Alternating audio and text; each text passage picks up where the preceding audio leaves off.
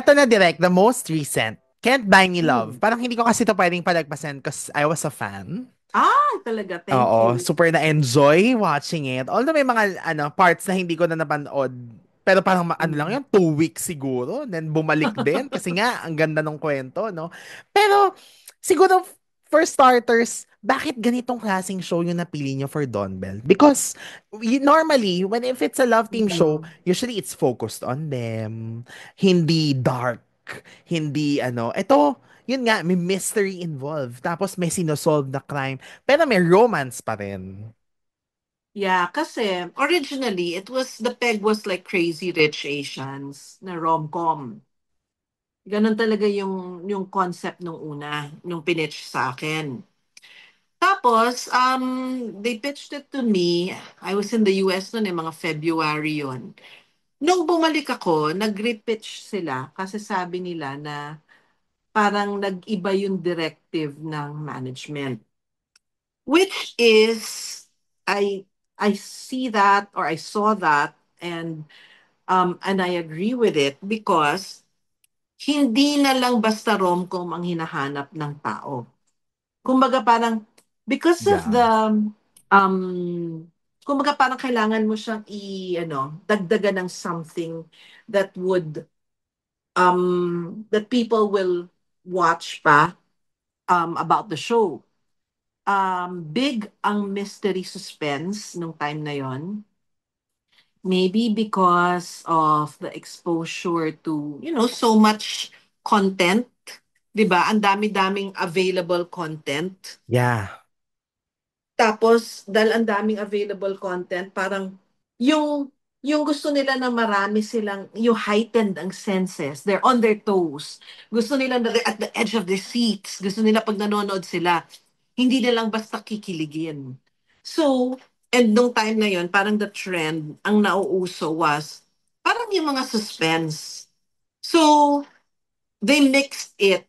It's actually very complicated kasi mahirap i-mix talaga kahit sa Too Good, that was my challenge. Ang hirap ma-in love pag merong mga namamatay or merong mga, Ay, kasi oo, ang Too Good, meron ding search yan eh, di ba? oo, pag meron kang mystery plot, ang hirap mag-in love in the middle of yung mga may concerns ka na ganyan. So, it's always a challenge kung paano titimplahin. And it's a good thing that I came from a similar genre na medyo ganun yung timpla nung Too Good na napunta dito. Although yung family drama ng Can't Buy mas mataas. Yeah. But kumbaga meron na akong exposure or experience with that.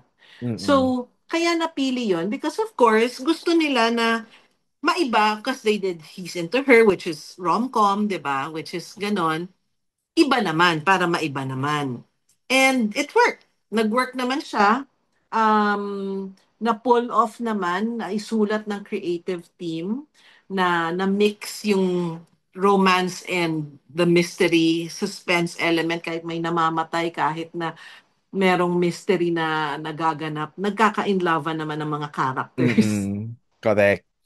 So, how was Don Bell? I mean, kasi first time niya din to work with them here, di ba? Tama ba? First time with Donnie. Ah, Si yeah, si oo. Belle, I worked with her. Siyempre, nung bata siya, dun sa, nandun siya sa, um, anong movie yon? Can't Help Falling in Love. Oh, Sister yeah, siya ni yeah, yeah, Kat. yeah. Oo. And then after that, I worked with her sa Four Oh, Sisters. yeah, Four Mm. Sisters. Oo. Tapos nun, itong, yung Can't buy. CBML. So, yung ano to standard ko to na ginagawa before I do a project. I sit down with my actors. Nakikipagkwentuhan lang, ganyan, touch base, just to see, and then asking them what their expectations are, especially pag bago ko silang katrabaho.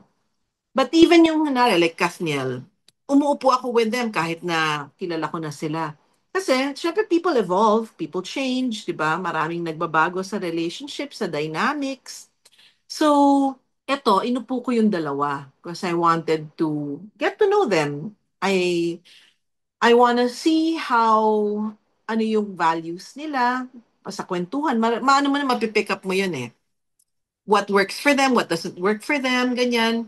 I I talk to them as a couple and individually. So silang dalawa, ganyan. And alam mo yun, gaya nung kay Sam, si Donnie, dahil first time ko siya noon, may mga tao na may chemistry kayo kaagad. You really get along right away from the get-go. Parang, ano to, I'll get along with this person. Ramdam ko na. Na-feel ko yun kaagad dito kay Donnie.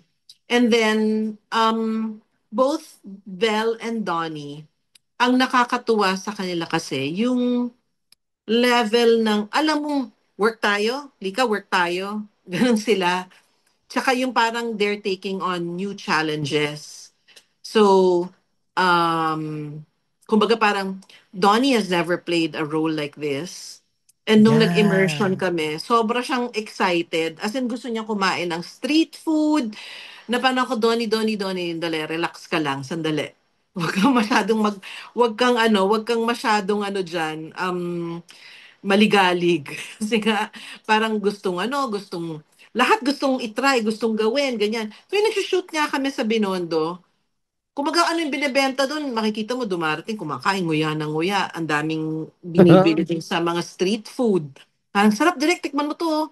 So that's why he was able to get into character. Kasi talagang, tsaka nakikipag-usap siya sa mga tao, yung kapitbahay, ano po kinakain nyo? Yung ganon silang, ganon si Donnie. Si Belle naman, parang sabi niya, tinitimpla niya kasi sanay siya dun sa character na parang yung masyadong magalaw, ganon. Eh, yung character niya, di ba, deadpan, ganyan. So, Yeah, oo. nahirapan din siya nung start. So, sabi niya, wow, this is so different from me kasi nga, ano ako ganon siya, di ba? Madaldal, ganon, ganon. So, hindi ka dito ganon, deadpan ka, ganyan. So, kailangan. So, basta sila, what do I need to do? How do I do it? And they also really depend on the director. The trust is, they gave me their trust and I really appreciate that they gave me their trust. Yung talagang, alam mong nakipag-usap sa akin, discussing scenes with me. They have suggestions. They also have Mhm. comments na parang, when I do this, or parang ganyan na, natutuwa ako kasi nakikita ko yung growth nila as actors, given that Yeah. yung background nila hindi pa kasing extensive as, the other love teams or other actors that I've worked with. Yung nakakatuwa na they're so gung-ho to do their scenes, ano sila. Although, syempre, di ba, like kawawa nga si Belle kasi siya lagi yung, itatapon sa tubig. Siya yung, Oo nga. siya yung tatalo ng free falling sa building. Sabi niya, direk, ba't naman ako lagi yung ganito? Sabi ko, ikaw yung sinesave eh. Ikaw yung nahulog sa tubig. Tapos ikaw yung ganyan. So, tas ito namang Donnie, lumalabas ang ang dugo ng lolo niya. Gustong maging action star, gustong tumalon without a harness. Parang ako, hoy Donnie, hindi pwede no. Safety first tayo. Sabi niya, sabi ko, alam ko matangkad ka na maiksi lang yan sa'yo. Pero anything can happen on set. And it's not gonna Yeah. happen under my watch. So dapat ikaw ay may safety, may harness, ganyan. But yun nga, nakakatuwa because talagang heart and soul. And I think Mhm. that's the secret there, yung heart and soul. Tapos nun, um, kagaya nga ng ibang love team, meron silang dynamics. They know how to work with each other. Siyempre, and they're only human, merong moments na parang hindi nga, ganyan-ganyan, nagkakainisan din. Pero alam mong hindi naman siya yung level ng parang may animosity. Um, Hindi yung talagang away-away na ano. Away. But alam mo that pag work tayo. Ano sila, 100%. And makikita mo na, Yeah. they discuss it, silang dalawa. Tipong makita mo laging may hawak na iPad itong sila Donnie na nagbabasa na gano'n, tapos talaga nagme-memorize, tapos talagang nagtatanong siya na parang, what does this mean? Or how do I say this? Or parang, paano ba ito? Yung parang nakakatuwa. I really appreciate actors who come to the set prepared and Mhm. who really take acting seriously, hindi linalaro or hindi yung parang alam mo ano sila dito, artista, 'yun. Direk, syempre, ang isa sa mga talagang big factors of CBML is yung hunt, kung sino pumatay kay Divine, di ba? Oo, yeah, And yeah, of yeah. course, ayun nga, meron namang ano niyan, available naman on YouTube kung paano yung naging journey, ganyan. Mhm. Pero direct, if you can share your anecdote na shooting yung scene ni Shaina to the events leading to sino ba ang gagawin yung killer. Okay, kasi nung sinabi na sa amin na, magme-mystery, may mystery aspect itong show.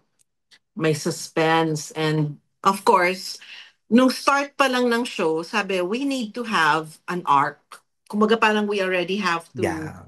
yung ano yung nakaano natin umbrella na kwento na yan ang susundan natin and then parang may grand reveal sa dulo.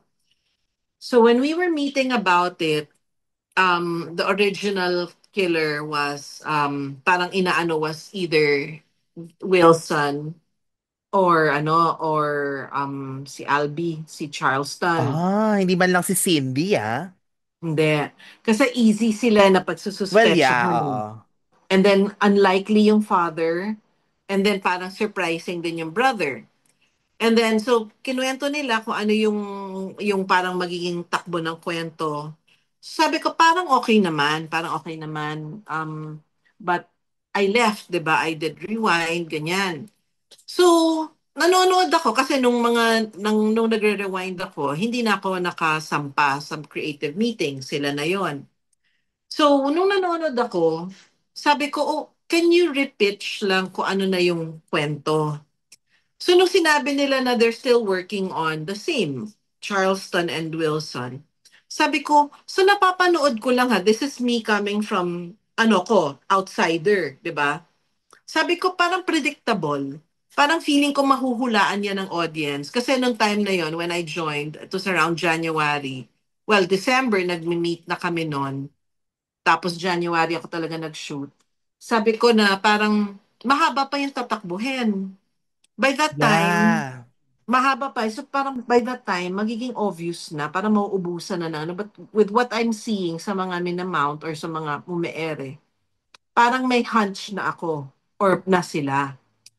Sabi ko, baka can we explore somebody who is yung parang totally, alam mo yung unexpected, yung yung curveball talaga na parang, oh, hindi ko in-expect yun na parang ganon. And I told them that I watched a series before na foreign na nung pinapanood ko, nanghuhula ako habang pinapanood ko. Kumbaga, parang sharing my experience as a viewer. Na nung ending, nung pinakita kung sino yung killer at hindi ko nahulaan, galing na galing ako dun sa show kasi parang feeling ko, sana ganun ang maging experience ng audience natin. Na sa dulo, nung pag-reveal na finally, ha? Gaganon lahat. Na parang, oh my gosh, I didn't see that coming. Parang ganon. So, so nag-create sila ulit ng ano.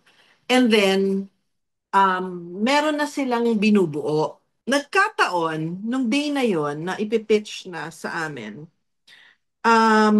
maaga ako sa office, napaaga ako sa meeting ng bongga. Ang aga-aga ko noon. And then timing, the creative manager, si Henry, was also there very early.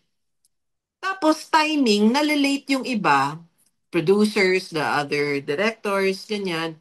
Tapos si Des, the BUH of Star Creatives, came early too. So sabi niya, wala pa ba yung iba? Tapos nalaman niya, I was there and Henry was there. Sabi niya, pumasok siya sa room and then sabi niya, tayo munang tatlo mag-usap.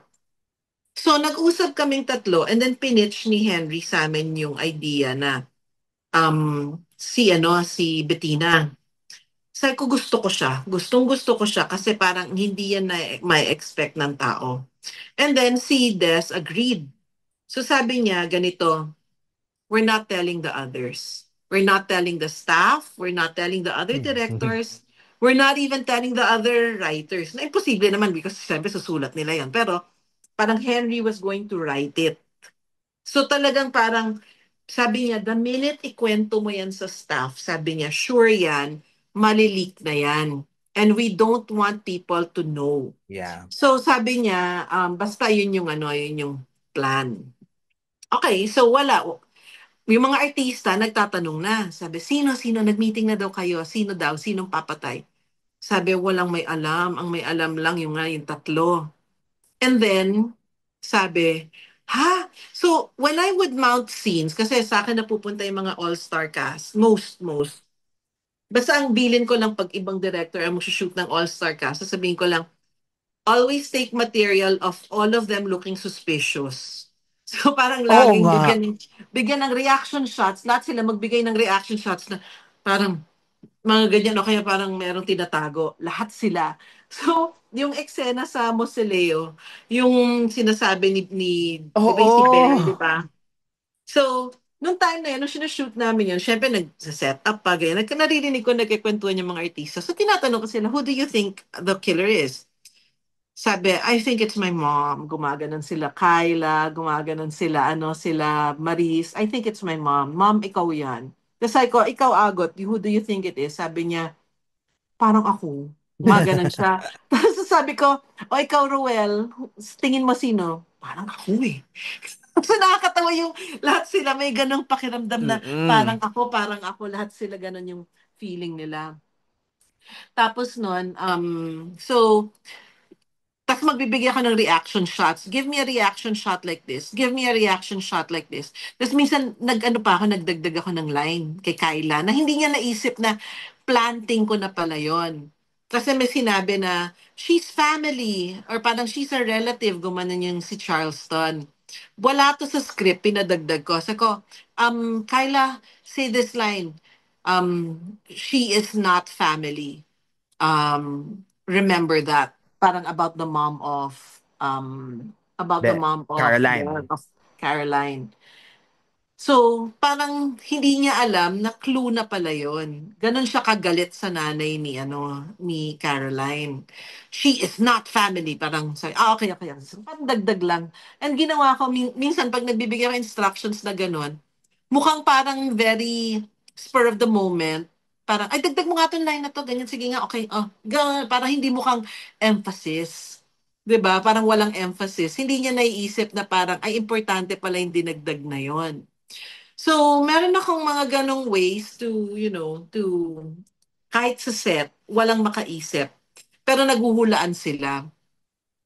And then when we were going to shoot na yung actual killing, yung flashback, syempre, by that time, alam na ng isang producer.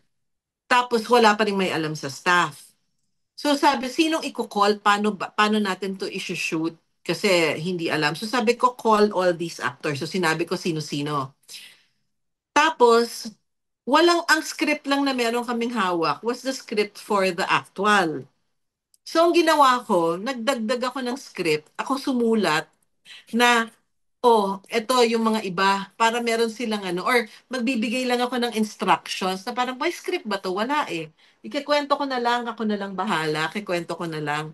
Kasi nga, ano lang yun, additional lang. So, Ah. kumbaga nag-abala talaga kami na nakunan yung mga additional na yun na kahit sila, ano kaya dito yung totoo? Pero, oh my goodness, how I love my actors. Kasi 100% actingan nila na Oo. parang as in talaga si Ago talagang inano niyang gano'n, tapos yung tingin niya, ay hindi pala siya yung sumaksak, parang tiningnan lang niyang gano'n. Ay, na meron siya isang ginanon din yan. Ah. So sabi ko, lahat kayo, pati si Chris Villanueva, nung sinaksak din niya, acting na acting sila lahat, bigay na bigay na parang na hindi yung, hindi naman sure kung ako yan eh. As in, sila. Tas pati yung dun sa dulo na yung kung sino yung nakulong, kinunan ko sila na iba-ibang nakulong. Kasi nga hindi Yeah, nila, di oo. ba?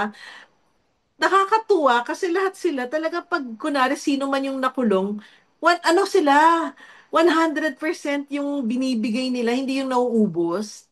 I think it also helps kasi mga last taping days na yon. So, kumbaga nagpapaalaman na, yung parang malungkot na last days na natin to. Yeah. So, pag yung mayakap sila, it's like saying goodbye to their characters, saying goodbye to the mom, parang ganyan. But they were all so game about it.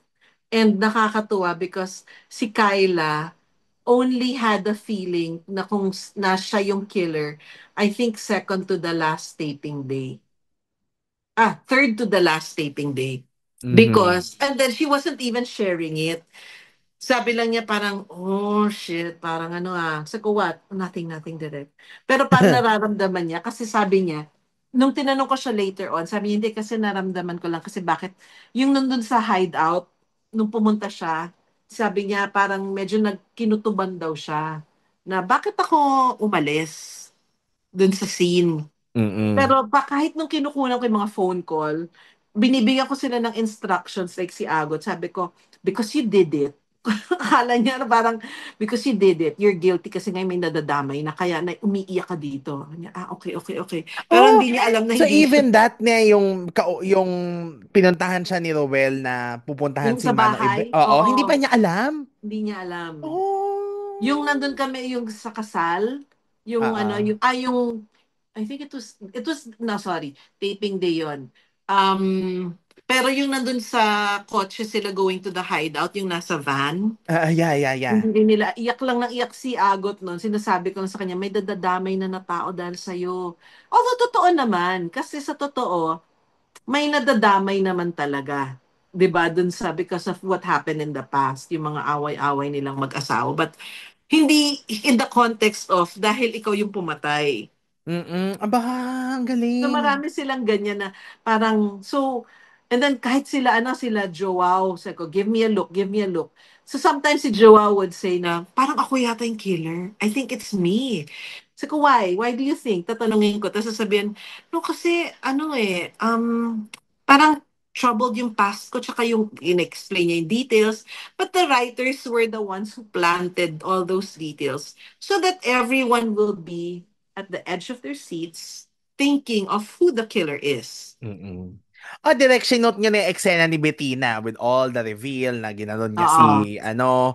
si Caroline. So yon, alam Oo. na nilang lahat yon. O meron By ba doon na then, iba? Sila lang ang doon lang nila nalaman nung nangyayari na eksena? well, if I had time, I was going to shoot alternatives pa. But wala na ako oras kasi, but I was ready to shoot alternatives. Na biglang sisigaw yung isa na, ako ang pumatay, stop it! Meron akong ganun dapat, Okay. So si Bettina lang din talaga yung nandun sa nung eksena time. na yon. Pero if ever, meron kang ibang, how do you call this? Parang execution na marireveal Oo. kung sino. Originally, but I didn't have the time. Kasi nga, Oo. it was our last taping day na. Tapos, kumaga parang, syempre may action, may car chase. And those are the real scenes. So, kailangan yun ng karirin mo more than yung Oo. mga paglinlang lang. Correct. So alam na nila nun na si Bettina na. By then, they knew na. Ano reaction ng mga tao? Actually, they knew, pero hindi sure. Parang kasi nga may kinuna na iba, napapaisip din sila, ano ba talaga? Kumbaga para silang mga confused kids, hindi na nila alam kung ano yung totoo. So But they were meron, okay.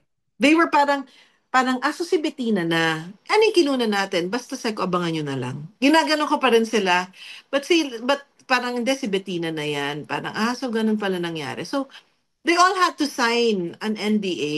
Kaya nga, my So, gosh. kaya hindi lumabas yan dahil may pumirma. Dahil sabi, wala akong pambayad ng NDA. Ay, pag nag-leak ako. So, wala, kaya hindi lumabas. Pero, by then, alam na nila, na medyo nalilito lang. Dahil kasi parang, teka, di ba, kinunan yung ganyan, saan lalabas? Hindi, basta. Pero ang galing direk walang inkling talaga ang kahit na sino at lahat natakot sa NDA. Oo, sobrang natakot sila doon. Kasi nga, si Des ang nakaisip niyan, papirmahin ng NDA lahat ng tao. Kahit yung kahit yung nasa ambulansya na dumating sa set na Mm-mm. talent, o papirmahin ng NDA yung mga nasa ambulansya. That was how strict it was talaga. Yes. Kasi Mhm. pinag-uusapan eh.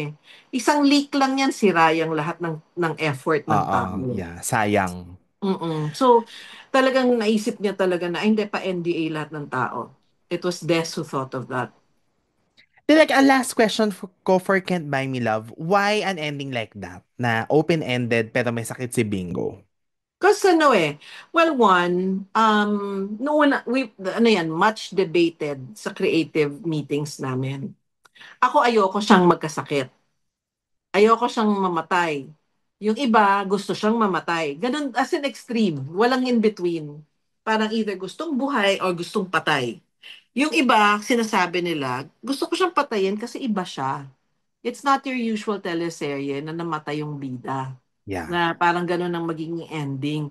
Sabi ko, but this is a love team. Hindi po pwede siyang patayin. Hindi to basta yung parang ano lang. So parang yun yung mga ano namin debate. So ang ginawa as a compromise ay open-ended. Yeah. Okay. So, paano Mm. nag-meet lahat? Pero, Kumbaga, kayo na lang ang mag-isip kung namatay o hindi. ah, Basta ganyan yung ano niya, yung eksena. so bakit sila nag-lead sa gano'n na biglang nagkasakit si Bingo? Hindi, kasi doon pa naman sinasabi na, uy, yung pagkabunggo niya sa ulo, major yun ah. Parang hindi yan pwedeng matapos yung show na walang nangyari sa kanya dahil sa pagkakabunggo sa pilot. Kumbaga parang, Mm. si Bingo kasi, di ba yung character niya is a man for others and hindi siya humihingi ng kapalit. So, kumbaga parang, and then kumbaga parang may kapalit talaga yung mga nangyari sa kanya noon sa pagsisave niya. And yung pag-save niya naman kay Caroline, hindi lang yung literal saving, but in the end, when Caroline, kumbaga parang ito yung ano justification kasi nung sinasabi nila na papatayin si Bingo. Caroline continues to live, but she's learned to love. Kumbaga parang marunong na siya and she's open to loving. Kumbaga hindi lang, tsaka parang yun yung ano eh, yun yung tragedy ng buhay niya. Na, kumbaga parang it's a tragic love story. Ganun siya. Hindi siya yung parang, it's not a rom-com, it's not yung romance na parang, oh, happily ever after. It's different. Ganun talaga siya. The tragedy is the one person na parang nagpakita ng ganong love sa kanya ay mamamatay pa. But it doesn't end there. In reality, di ba? Life Yeah. goes on. And there are people who will benefit from the love that you receive because you will be giving it back because now you Yeah. have compassion for others. Now, diba, now she belonged to a new family, which is the family of the Binondo people. Tapos nagkaroon ng healing din naman. Kumbaga, in time, magkaka-healing sa sarili niyang family. But, kumbaga, nagkaroon na ng healing dun sa part na alam mo na kung sinong, alam mo na ano nangyari sa mother mo. Now you can actually live. Mm-mm. Yun. Kasi nga, all her life, yun ang hinahanap niya kung sinong Oo, pumatay, di ba? oo, oo. Pero nakakaloka yung naging option na siya rin ang pumatay, di ba? But it Oo. was never naman the plan to No, really, hindi naman siya hindi naman siya na-consider. Kasi parang sabi nila, wala na, ang hirap na ma-in love pag ganun. Kaya kailangan matuto yung character mo na magmahal. Bigyan mo naman siya ng moment na natuwa, na kinasal siya and all. Pero yun na yung kwento ng buhay ni Caroline. mhm, Hindi yan matututo, kumbaga magiging ano na siya to love kapag siya yung pumatay. Meron na yung, may disturbance na yan internally. Iba na yung kwento. yeah. So, direct may understand na medyo multi naman ang protagonist dito. Like, silang dalawa, di ba? Pero, Caroline talaga to. Parang it's ano eh, parang kumbaga Bingo and Caroline. Kasi 'di ba si Bingo ang may goal dito, Yeah, oo eh. 'di ba? Parang sila may goal naman actually. Pero 'di ba parang ang ano dito is si Bingo gusto magka 1 million dahil pag nakita niya yung nanay niya, 'di ba? Siya yung may Yes. ganun eh. Mm-mm. So, yun yung goal niya nun. But in the process, he learns to, kumbaga, ang ano nun ay na sa pag-reach niya ng goal na yun, na-meet niya tong babaeng ito. At yun na yun, nagkagulo-gulo na yung life niya. Oo. Hindi niya akalain na yun ang magdadala sa kanya para ma-meet yung mother niya and that he realizes that 1 million doesn't matter. Mhm. Yan din ang isang question ko direct. Bakit kailangan patayin ng mother? Kasi, yun nga eh, si Bingo din, hinahanap niya yung character ni Ina Raimundo, di ba? And then, only for a Mm. short reunion. Oo. Kasi hindi siya magiging hardened at hindi siya ma-motivate kapag hindi namatay yung nanay niya na lumaban, 'di ba? Ang magiging ano niya ay um kumbaga parang 'di ba yung mga ganyan yung Dark Night of the Soul. Yun yung Mm-mm. kailangan ng character. Yun yung minsan kailangan mo ng mga, syempre this is a soap. And of Yeah. course, 'di ba, pag kunwari sa mga soap, kailangan mo ng mga ganong tragedies to change the character. Kasi kung hindi, ganyan lang siya, gaganon lang ng konti. Pero 'di ba pag kunwari ito siya, just as may in love na sila, something tragic happens and it changes him and nagbago siya. So magiging iba yung decisions that he will make. So, dahil doon, mag-iiba yung ano, ma-affect yung love story nila, mako-complicate. That's why nasusundan mo yung kwento, nagkakaroon Yeah. ka ng kwento. Kasi kung Mm-mm. hindi wala kang kwento. Parang ang nangyayari lang sa inyo ay in love kayo, tapos nun lumalaban kayo together, but there's no conflict. It's the conflict, the struggles that make the story Yeah. interesting. Mhm. Yun, napakaganda ng kwento ng Can't Buy Me Love. Thank Direk, you. sayang, wala na tayong time. Syempre, ko na-consider ko din yung inyo and then yung mga time natin, Ang dami pa sana for your movies. But I guess we'll just make another series about that, Sure. di ba? Sure, sure, Oo, but sure. I guess, Direk, syempre, maganda din na makapagkwento ka ng konti about the progress of It's Okay to Not Be Okay since that's Mhm. your upcoming show. Yeah. Well, yung It's Okay to Not Be Okay, malapit na kaming mag-shoot ng last leg namin. So But it's it's a long leg. It's a long okay. cycle. It's a very long cycle kasi marami pa kaming kukunan. And this proves to be very challenging for me. Challenging because meron kang original na It's pinagbabasehan. your first time, no? Yeah, it's my first time to do an adaptation. I mean, yung isa kasi prequel, yung Four Sisters, which Yeah, is also that's it. challenging. Uh, Pero kasi may limitation talaga yon dahil pandemic nun eh. yeah. This one, of course, syempre level up K-drama. And I've never done an adaptation. And ang challenging pala niya, ang hirap niya. Parang hindi ko alam kung parang ang hirap basta ang hirap ng ano ng K-drama adaptation or Mm-hmm. adaptation for that matter. But what's exciting about it is I love that yung alam mo yung ino-own natin how our actors are portraying these characters. And I love that we are filming in the South. We are presenting fairly new, well, mostly new locations na I think will be fresh sa mata ng audience. Mm-hmm. And of course, nandito tayo sa showcase the beauty of the Philippines. Tapos nun, maganda yung ano, yung parang excited ako na makita nila yung portrayal or version natin. Yon. Direk, sanay ka na ikaw ang Netflix director sa Star Well, Creatives. well, ngayon meron na rin sila. Nasimulan ko lang, but it's ano, it would be it's an honor na isa ako sa mga nauna Pangatlo na and yan, Direk. ah, Pangatlo na, di ba? Na see it first on Netflix kasi Too Good. Which, hindi yeah, naman Star Creatives nga pala ang Too Good. Tas Can't Buy, and then this yeah. one. Too Good was the first na tie-up ng ABS with Netflix na Netflix. mauuna sa Netflix. And then sumunod yung CBML. Mm-mm. Yeah. Nakakaano, parang syempre, 'di ba, parang well, I didn't choose naman na ano na um kumbaga hindi ko dinemand yun but salamat ABS-CBN for giving that to me. Salamat for at nasama ako sa proyekto na ganun. It's an honor to be one of the few directors na nagsimula pa lang dun sa na nagsimula nun. Yun. Yeah. So, honor siya. It's an honor. And, but it would be nice for more directors to also do it and for more collaborations with Netflix and not just Netflix, but other streaming sites. Mm-hmm.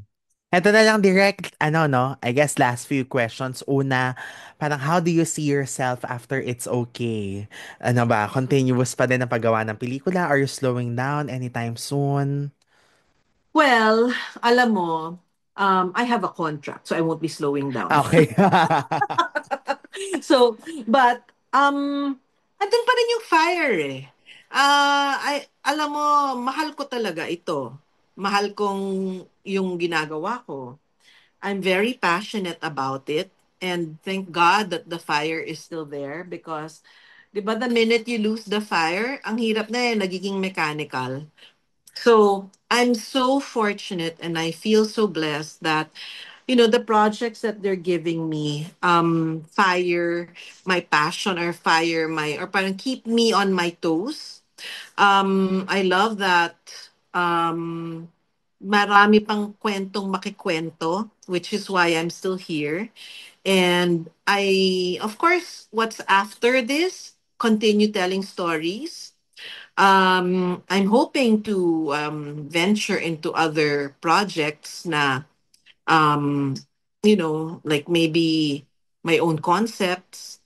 But for now, with what I'm doing and with what's lined up, exciting and excited ako sa mga, kumbaga na, to continue doing this, to Mm-mm. continue directing, telling stories, and hopefully, I get to train or share this with future directors so that, because, we're not going to be here forever.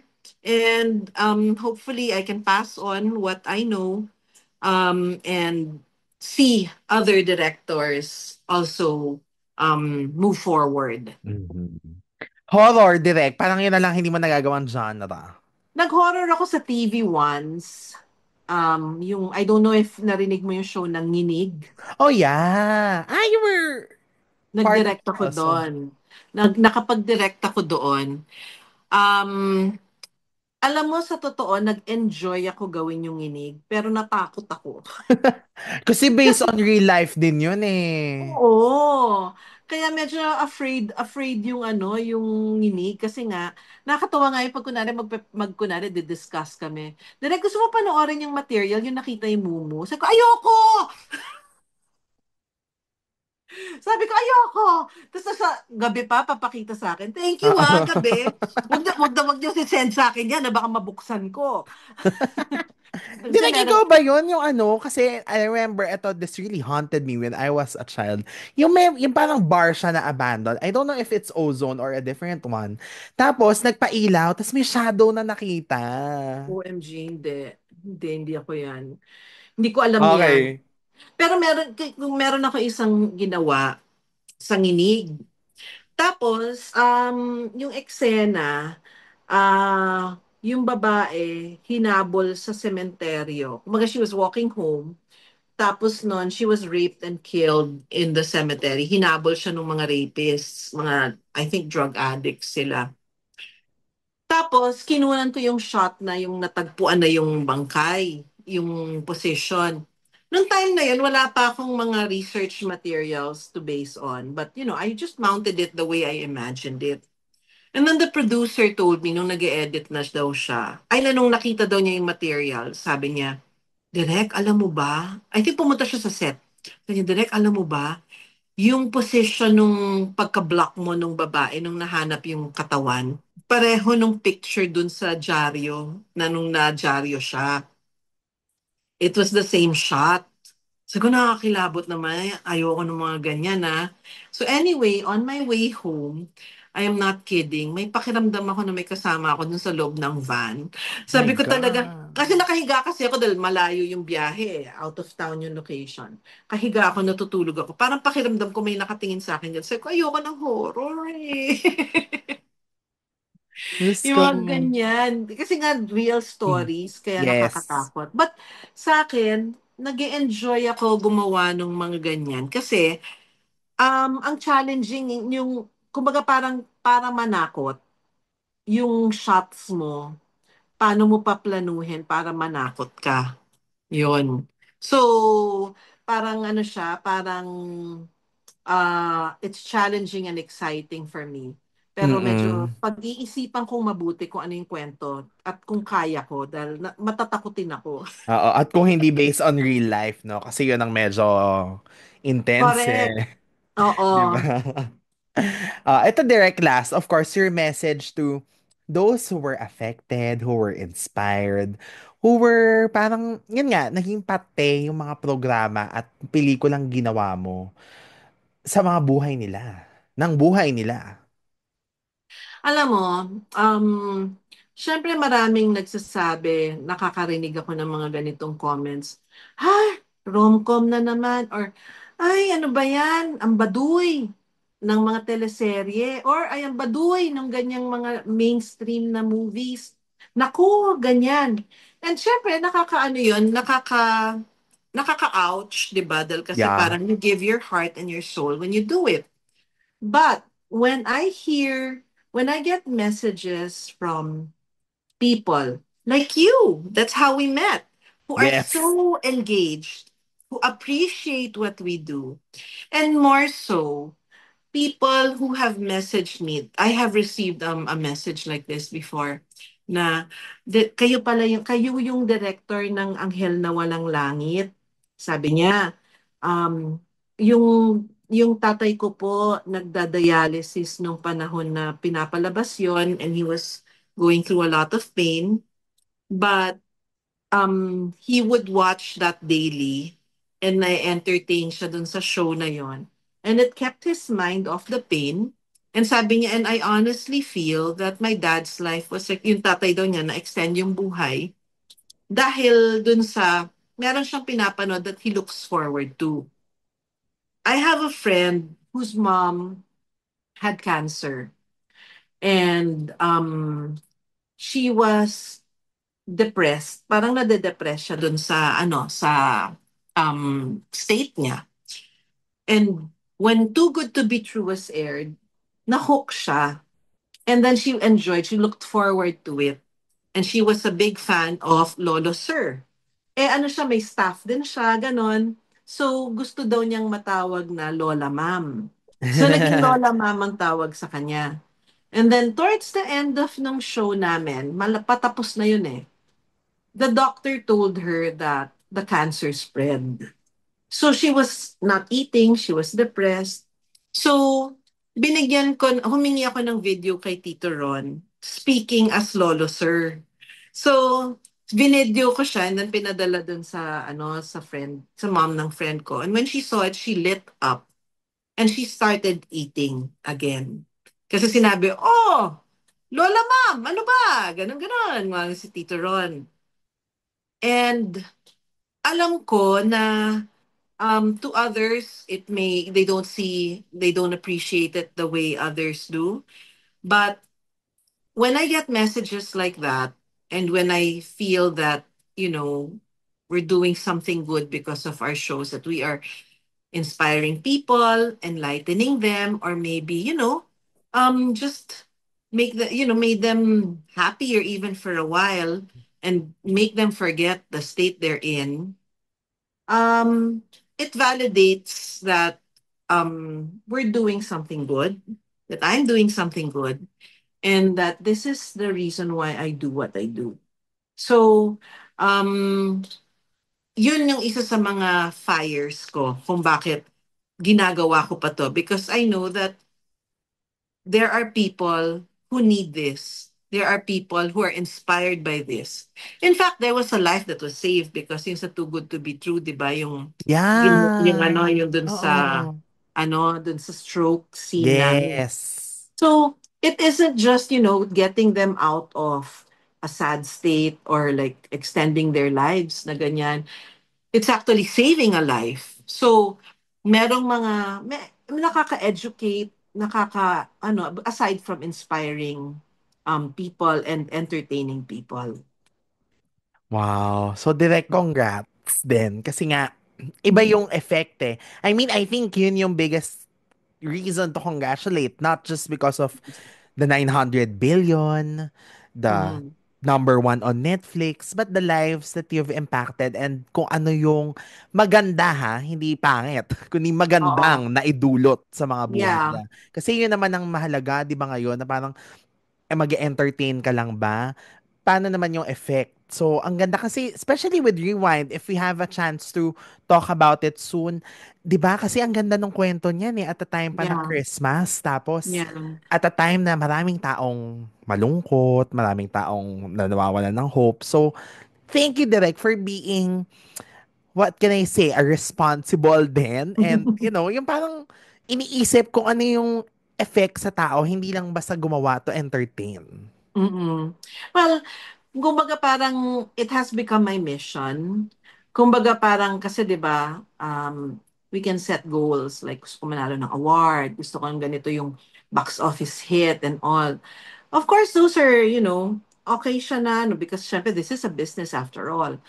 But as a person, individually, parang what motivates me, it's the thought na I'm doing this for a purpose and I'm doing this for a reason. And sa totoo, it's not about me. It's about, others. The Yes. focus is not on me. Parang one day, I will also disappear from the face of the earth. And ang maglalast na lang is kumbaga, yung impact nung ginawa mo, did you make it a better place while you were there? Did you somehow try to make others feel or teach others about love, about compassion, about humanity and all because of the stories that you've told? Hindi na maalala sino yung nagkwento, pero the lesson and how it's going to be passed on, yun ang iiwan mo. Yes. And with that, Direct, thank you so much. A nice way to end our May Cruise series. Kasi ano to parang if I put this out, it'll be for a month. Then, oo. Okay. So, kasi ang sayang kung isang mahaba lang siya. So, Oo dami nga. ng pinag-usapan natin, di ba? Correct. Ang dami natin Yeah. natsikahan. But Direct, of course, anything that you want to promote, would you want to promote Rewind and all your shows in Mhm. Netflix and it's okay also your social media? Well, it's okay to not be okay. Wala pa namang sinabi. Hindi pa yata pwede sabihin kung Wag kailan. muna. Ako din may Yes. idea na, but wag daw Oo, muna. ako rin eh. So, but syempre things change. But anyway, Yeah. that's what we're working on, what I'm working on right now. And I would parang invite people to watch it when it comes out on Netflix and also syempre ABS-CBN at kung ano-ano bang mga affiliates namin. And also, ayun lang, watch out for others kasi hindi pa pwede sabihin yung iba. So may nire-ready ka na rin direct ng mga movies. Meron sinabi na gagawin ko na next, pero hindi pa, kumbaga parang I'm still on It's Okay. Yeah, So, oo. parang until kumbaga 'di ba, things change naman eh. Minsan na-pitch na sa'yo, minsan sinabi ko gagawa and then biglang nagbabago. So, for now, nakaganyan ako sa It's Okay. Yeah. Wow, Direk, exciting. Kung ano na naman ang mangyayari sa It's Okay. Again, thank you so much, Direk May, for saying yes, for devoting your time to, share these stories na I'm sure ang dami sa ating mga ka-rewind ang ma-excite at mapapa-rewind talaga sa mga pangyayari. Imagine, nakarating tayo na maging sino ka man, tunginig, di ba? Oo Ganong nga eh. level, ang Ang layo, di luma ba? na. 'Di ba? Pero thank you so much, Direk. And of course, sa lahat ng viewers natin, sa lahat ng listeners, follow nyo tayo sa ating social media accounts. And by this time, we have a website. So I hope you Oh. visit therewindchannel.com for other stuff. And of course, continue listening to us. And abangan ko ano pa ang mga aabangan natin dito sa ating Director's Cut season. So for now, make sure to be kind, be blessed, and never forget. Here on Rewind, by everyone, and have a great day sa inyong lahat.